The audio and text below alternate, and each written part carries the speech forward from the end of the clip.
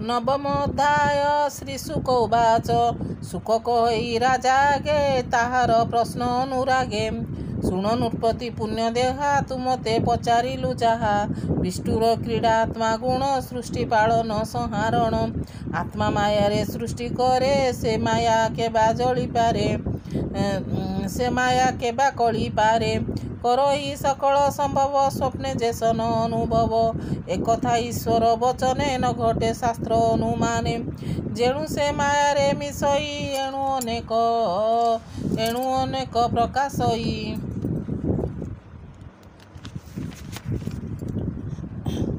स्वभावे आत्मा बहुरूपी रूप प्रकाशे सर्वव्यापी से जे रूपे थाई जेबा गुण मुहि मोहर जे रूपे थाई जेबा गुणे मुहि मोहर प्राय मणे सत्य प्रकाशे सर्वदेहे निरते आत्मा रूपे रहे पर पर न लागई काल मायार भेद काई माया क्रमश सत्य प्राय सत्य असत्य भेद नुहे आत्मार जान सुधी अर्थे कहिले ब्रह्मार अग्रते से जणु घोर तप करी अनेक कष्टे प्राण धरी तपे तोषिला भगवान तेणु पाइला दर्शन निर्मल निष्कपट चित्ते तेणु चिंतिला हृदगते शुण कहवा तो अग्रते ब्रह्मा को दिशिला जेमते से आदि देवगण गुरु भक्त भजने कल्पतरु निज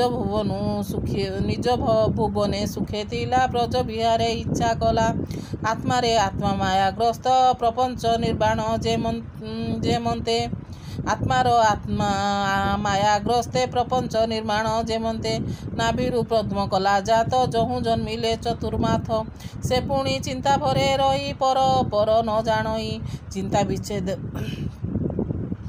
विच्छेद भाव मने शब्द शुभिला गगने जले कमल मध्य थिला सेबेनी अक्षर शुणिला ओंकार आदि षोडश पंच मिश्रित एकविंश शब्दे तप आचरण निष्कंचन निज धन से बाणी शुणी ब्रह्मा कने निरोली चाहिला गगने दिग सहिते अनाइला कहीं जे किछि न देखिला से पुणी रही निज स्थाने आत्मार हित चिंती मने जानिला ए परम तत्व तप साधने देला चित्त ए मोर हित बोली जानी चंचल मने कुश पाणी अघम दृष्टि जे विधाता तपे बढ़िला तार चिंता वेद बरसे 10 शत तप जे कला दृढ़ चित्त मन पवन कला बंदी 10 इंद्रिय गुण रुद्धि जे सत्य तपे सर्वलोक जे तप सृजन तीरेक जे सत्य तपे सर्वलोके तप सृजन तीरेके तप प्रतापे नर हरि मिलिले निज रूप धरी से रूप न जानती केही माया संसारे देह भई विष्णु प्रसन्ने प्रजापति छाड़िला मनु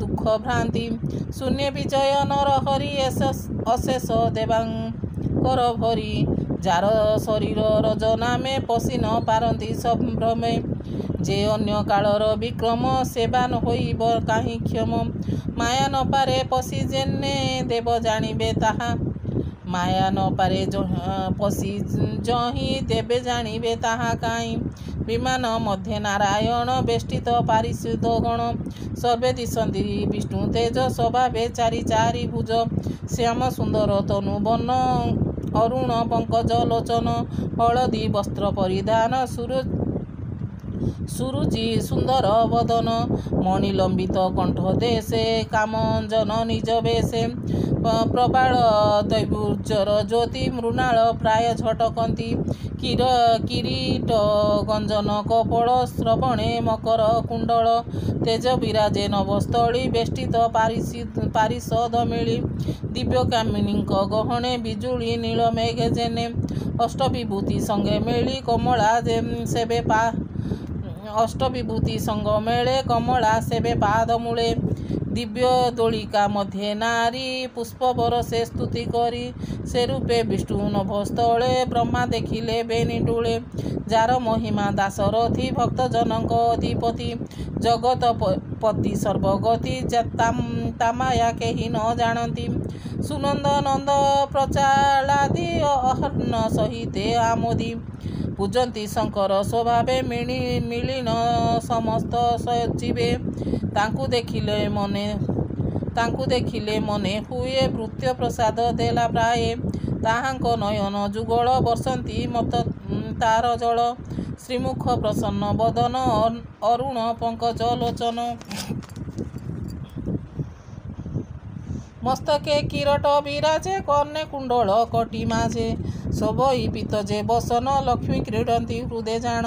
ଅମୂଲ୍ୟ ସିଂହାସନ ସ୍ଥିତି ବେଷ୍ଟିତ ସକଳ ବିଭୂତି। ହେମନ୍ତ ରୂପ ବ୍ରହ୍ମା ଦେଖି ଉଠିଲେ ଆସନ ଉପେକ୍ଷୀ। କୃଷ୍ଣର ଦର୍ଶନେ ଆହ୍ଲାଦ ଆନନ୍ଦେ ହୋଇ ଗଦ ଗଦ। ଲୋମହର ସେ ତନୁ ପୂର୍ଣ୍ଣ ପ୍ରେମ ଭରେ ଅଶ୍ରୁଲୋଚନ। କୃଷ୍ଣର ପାଦ ପଦ୍ମ ଚାହିଁ ମିଳିଲା ଶିରେ କର ଦେଇ। ଆନନ୍ଦ ସାଗରେ ବୁଡ଼ିଲା ଅନେକ ଆତ୍ମା ପାଶୋରିଲା। ଅତି ଆନନ୍ଦ ପ୍ରେମ ସୁଖେ ସେ ବ୍ରହ୍ମା ବିଷ୍ଣୁର ସମ୍ମୁଖେ। ପ୍ରଜା ସୃଜନେ ତାର ମନ ଜାଣିଲେ ପ୍ରଭୁ ଭଗବାନ। ବ୍ରହ୍ମା ବଦନ ହରି ଚାହିଁ ଈଷତ ହାସ୍ୟ ବାକ୍ୟ କହି। ଆତ୍ମାର ପ୍ରାୟ କରି ବ୍ରହ୍ମାର କରେ କର ଧରି। କର ଅଞ୍ଜଳି ବ୍ରହ୍ମା କରେ ସମ୍ଭ୍ରମେ ବିନମ୍ର ସାଦରେ। ଶ୍ରୀ ଭଗବାନ ଉବାଚ ହେ ବେଦ ଗର୍ଭ ସୃଷ୍ଟି ଅର୍ଥେ ତୁମ୍ଭେ ଯେ ତପତ ମତେ। ଅତି ଦୁଷ୍କର ଚିର ତପେ ତେଣୁ ମୁଁ ତ ସେ ତ ସମୀପେ। ସ୍ୱଭାବେ ଯୋଗୀଙ୍କି ଦୁର୍ଲଭ ମୁଁ ତୋତେ ହୋଇଲି ସୁଲଭ। ମଙ୍ଗଳ ଶୁଭ ହେଉ ତୋତେ ବର ଯେ ମାଗ ଦୃଢ଼ ଚିତେ। ମୋହର ଦର୍ଶନ ଯେବେ ପ୍ରାଣୀ ତରିବ ପୁଣ୍ୟ ଗର୍ଭେ। ତାହାର ଗତି ପୁଣ୍ୟ ଧାମ ଅନ୍ତରେ ହୋଇ ଆତ୍ମା ରାମ। ଗଗନେ ଶୁଣି ମୋ ବଚନ ତୁହି ଯେ ତପ କଲୁ ମନ। କର୍ମ ଭ୍ରମ ଦେଖି ତୋତେ ମୁଁ ଆଜ୍ଞା ଦେଲି ଶୂନ୍ୟ ପଥେ। ବୋଇଲି ଚିତ୍ତେ ତପ କର ମୁଁ ତୋତେ ହୋଇଲି ଗୋଚର। ମୋର ହୃଦୟ ତପ ଜାଣି ମୋର ହୃଦୟ ତପ ଜାଣ ତପେ ଥରଇ ଦଶ ପ୍ରାଣ। ତପେ ମୋ ସୃଷ୍ଟି କରି ହେଳେ ପୁଣି ସଂହାରି ତପ ବେଳେ। ତପର ବଳେ ଜଗତ ମହି ଧରଇ ଅବିରତ ବ୍ରହ୍ମା ବାଚ। ତୁ ନାରାୟଣ ଭୂତେଶ୍ୱର ପ୍ରାଣୀଙ୍କ ହୃଦେ ତ ବିହାର।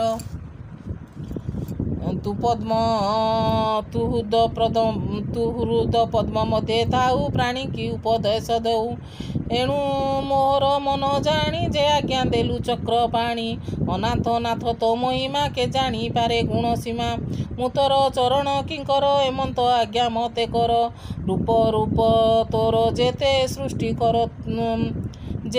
ସୃଷ୍ଟି କରୁ ତୁ କେମନ୍ତେ। ତୁ ମାୟା ଯୋଗେ ସୃଷ୍ଟି କରି ତୋର ଶିକ୍ଷାରେ ତୋର ପୁରୀ।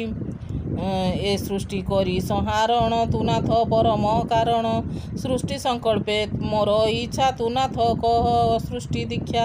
ସ୍ୱତନ୍ତ୍ର ସୂତ୍ରେ ଉନ୍ନନାଭି କ୍ରୀଡ଼ଇ ଯେନେ ମନ ଭାବି।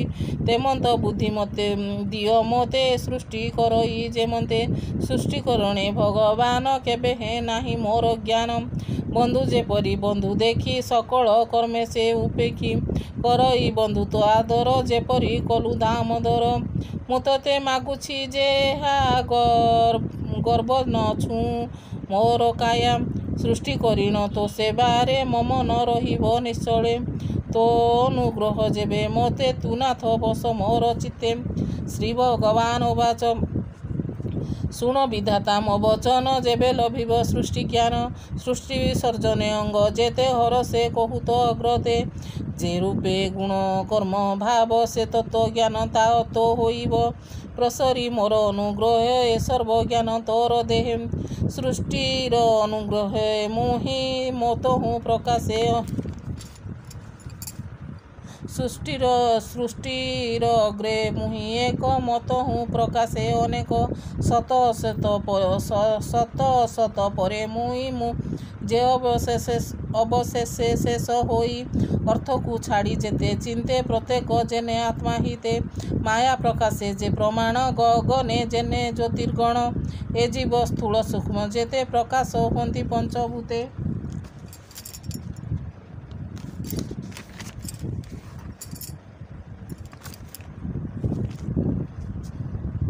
ଛାଡ଼ି ପଶନ୍ତି ପୁଣ ପୁଣ ସେ ମାୟା ଶରୀରେ ପ୍ରମାଣ। ତୋର ପ୍ରସ୍ତାବେ ପ୍ରଜାପତି କହିଲି ସୃଷ୍ଟି ଯଥାକୃତି। ଯେଝା ବିଚାରି ଅନୁମାନେ ସେ ସର୍ବକାଳ ବିଦ୍ୟମାନେ। ଏ ମୋର ତତ୍ତ୍ୱଜ୍ଞାନ ବଳେ ଧର ତୁ ସମାଧି ନିଶ୍ଚଳେ। କଳ୍ପ ବିକଳ୍ପ ତୋର ଚିନ୍ତି କେବେ ନୋହିବ ଚିତ୍ତ କେବେ ନୋହିବ ବିମୋହିତ। ଶ୍ରୀ ଶୁକ ଉବାଚ ସେ ନିରାକାର ଭାବଗ୍ରାହୀ ବ୍ରହ୍ମାଙ୍କ ସୃଷ୍ଟି ତତ୍ତ୍ୱ କହି। ତତ୍କ୍ଷଣେ ବ୍ରହ୍ମାର ଅଗ୍ରତେ ଗୋବିନ୍ଦ ଗଲେ ଶୂନ୍ୟ ପଥେ।